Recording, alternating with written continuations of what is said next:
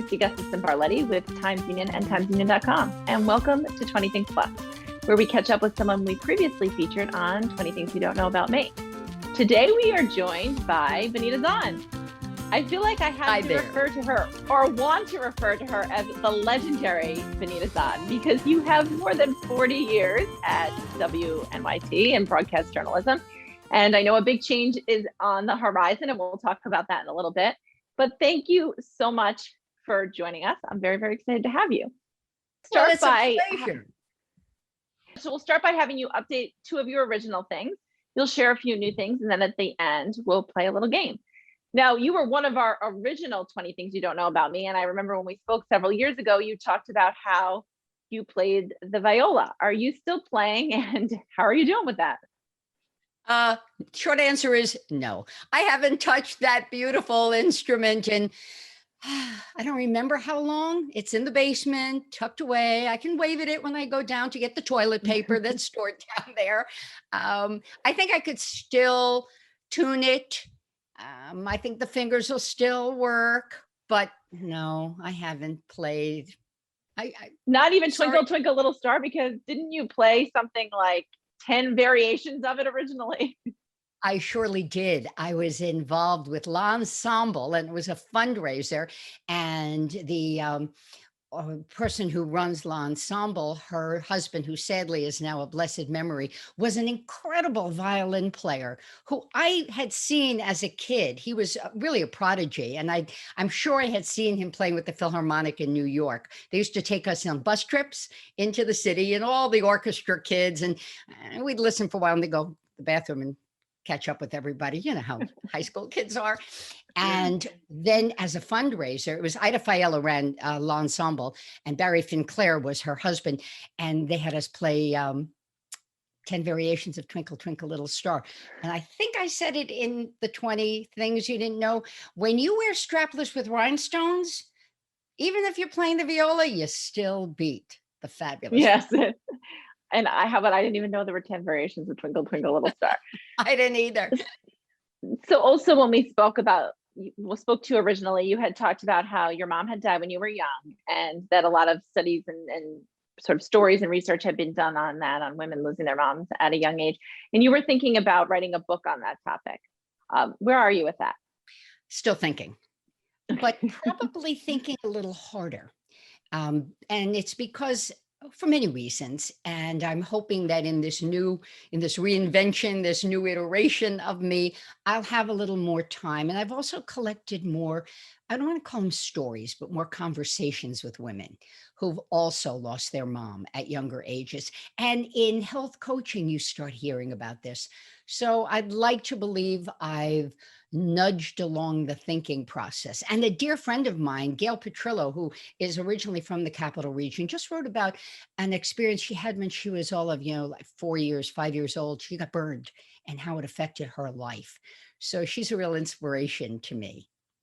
And yes, I'm sure with all your years of reporting and things like that, you definitely have people you can reach out to for guidance for editing and writing and all that kind of stuff too. Yes, very fortunate for that. So now we'll learn a few new things about you, including that you've become quite the cook, sort of the international cook, right? During the pandemic? Yes. I said, we weren't traveling. So I'm a good cook. At least I think so. Nobody is, going, after a meal I've made. But I really expanded, and I feel like I have cooked us around the world. In fact, and I don't recall now, somebody was putting together a cookbook and, asked for a favorite recipe. And this was months ago. And I'm not a real fan of cabbage. Coleslaw, yes. Cabbage, no. But Kristi, let me digress a moment. The reason I'm going to tell a cabbage story is I started ordering from Carrioto Produce. I don't know if you've reached out to them. Years ago, they did retail. Then they went wholesale. When the restaurants closed, they opened up again retail. And their produce is gorgeous. But remember, they sell to restaurants. You got to know the size you're ordering. And I thought I was just ordering a small bag to make coleslaw. I had this honking bag of cabbage. You got to do something. There's just so much coleslaw you can eat. Right. I found an Indian recipe for an Indian version of cabbage.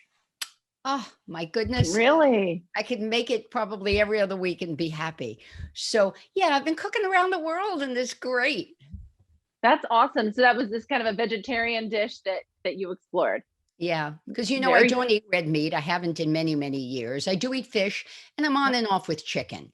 Yeah. So the next one we're going to talk about, it's number 2, but I also feel like it's number 1. You obviously just made a huge announcement last week. I mean, it practically broke timesunion.com when we posted about this, that you are leaving. You're not only leaving WMIT News Channel 13, but you're leaving the industry and exploring a new career. Now, I know you've been a health reporter for some time. You have a doctorate and you're expanding on that, right? So tell us a little bit about what's next.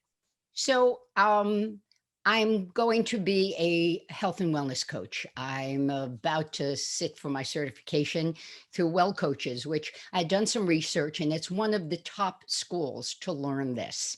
And you get lucky sometimes in life, right? You do your research and it pans out. And it's something I've wanted to do for a long time. I've got my master's and my doctorate in bioethics from Albany Medical College. And the essence of bioethics really is autonomy. The patient, the person has to be heard. You get your voice out there. It's your partnership in your healthcare, and it's kind of a new model because, Kristi, for how long, whatever the doctor said went, right? Right. So wellness coaching marries into that. Here, I've wanted to do it for some time. I also have this other life. I act, I've got my equity card, and I was really blessed I would get cast. So I never had the time to study wellness coaching. Well, enter the pandemic. And I joke, my friends all, redid their homes, they painted, they paneled, whatever, not me. The house stayed clean. I cooked a lot and I started to study this. And the more I studied it, the more I had that moment. I always say Betty Boop's grandfather, if you remember those cartoons, if you haven't, look at them. He had the thinking hat on. Yes, I know what you're talking about. Right? Yes. And the light bulb went off and I'm like, oh my That's goodness. awesome. So it really became, rather than just an adjunct, studying this became a means to an ends. And I really love doing it. I think and as you know, I'll be working, a quick conversation with the folks at Capital Cardiology blossomed into, we'd love to have you on board. Many medical practices are now embracing this because they see the value of empowering people in their health journey. So some docs are going back to school for this and others are employing people like moi. Very cool. So it's like treating the whole person basically, which is nice. And now you say that you use the pandemic to study that. You use the pandemic to perfect your cooking. And you also use the pandemic to whip up your barber skills, right? You've been cutting your husband Bob's hair. Yes, I did. Nobody was going to a barber shop. So I jumped online. You can find, videos of anything. And I found a guy, I think named George, who was really cool. You comb it this way, you cut it that way. And when I told my friends at Rumors, I had done this, they were aghast. They go, you mean you were using, like just regular old scissors? Yeah, they were sharp. It worked. Well, and your husband has a good head of hair too. Yes, so he it's does. like going that with the scissors. You weren't using that Flowbee. We talked about Betty Boop from another thing back in the day. Remember the Flowbee where you would vacuum the hair? Yeah. No, I was just scissors and a razor. Exactly. Scissors and a razor, sat him outside. The first time we was inside, it was like a snowstorm, and then it got a little warmer. I sat him outside, draped him, and the dogs look at you like, what are you doing? What did his barber think of the result?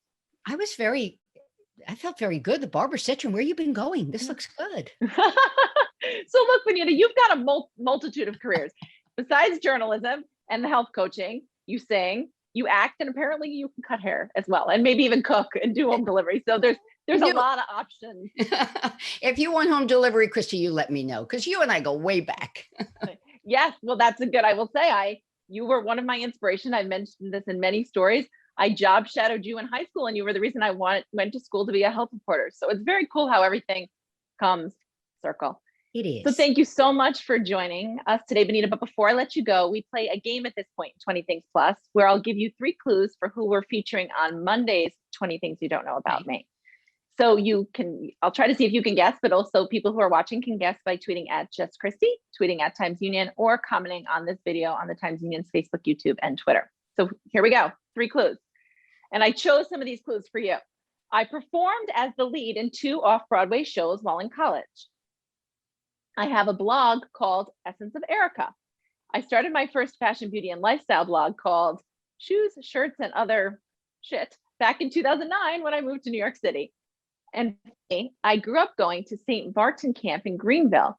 A lot of people don't know that I'm Armenian because I used my middle name when I reported on air.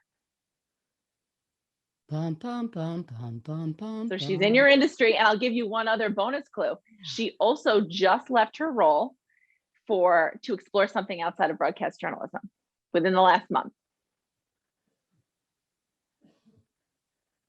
I'm right, gonna the pressure.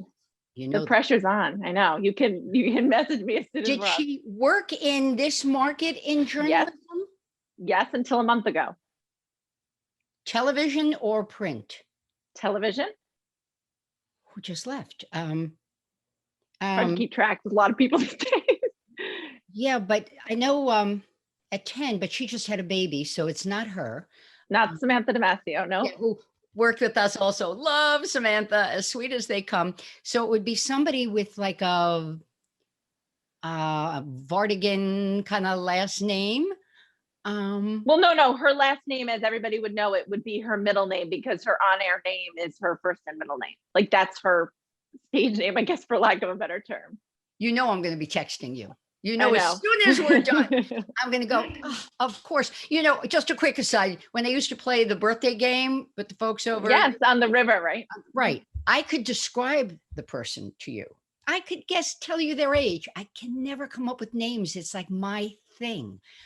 She just left TV a month ago. I'm having a brain. All right. Well, everybody can take a guess. You can guess. And she's a lot of fun. She's worth following on social media, but she's also somebody to check out Monday on timesunion.com starting at 7 a.m. Thanks again, Benita, and good luck with what's next. Thanks so very much. You all take care.